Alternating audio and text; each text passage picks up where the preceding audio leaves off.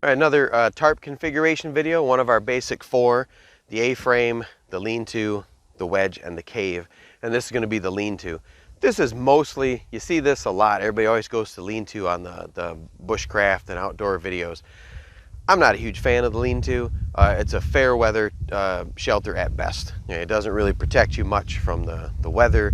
It just leaves a lot to be desired in my mind, but it has a lot of uses. There's a simple modification to the basic lean-to that helps a lot, but I use this as a just keep the morning dew and the sun off of me type of shelter, but it does go up quick. So first thing you want to do is we're going to run our ridge line at about head height. If you want to see, I've just got a little toggle and a marlin spike style hitch with a closed loop at this end, and then I've got a couple pre-made prussiks hanging. Now run the ridge line down here, a couple more pre-made prussiks hanging, and then just going to run a simple trucker's hitch. Now, you can check out our A-frame video tarp configuration to see this in more detail, and then check out the knot video so you can see how to tie those. All right, so we're going to find one corner of our tarp. We're using a still, like in all these videos, a 10 by 10 DD tarps knockoff free soldier tarp. So I'm going to find a little toggle. There's several ways to do this. This is the way I like to do it. I just fold a little lark's head knot, and I put a little stick or even a tent stake through there to make a toggle hanger. Right? And then through that, I just run the toggle through my grommet. Then I can run my prussic loop along the ridge line to get the desired amount of tautness. We're going to find the other corner.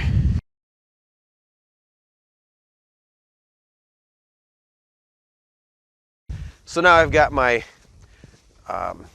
one edge of my tarp toggled out nice and tight with the prussiks along my ridge line at about head high. You can vary the level depending on what you're doing. There are other configurations where you can fold the corners in, lots of variations.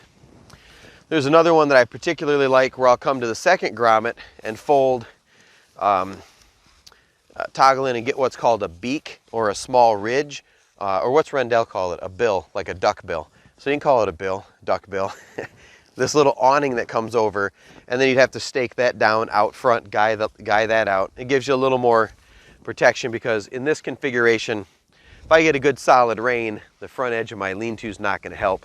But again, I wouldn't use this one if I'm expecting weather. For me, this is just keep the morning dew off, keep me out of the wind a little bit, and keep the sun off of me.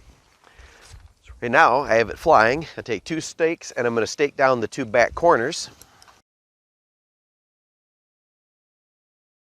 Now we got a good wind right now that's sort of puffing this thing out, right? But if the wind were coming from the other way, you know, that can cause us a little issue. But this is great for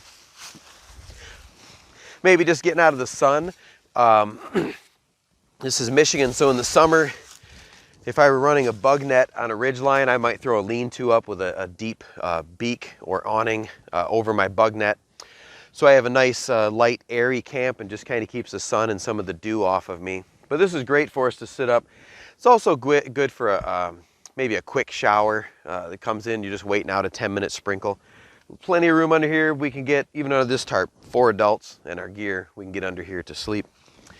Let me see if I can do this on video.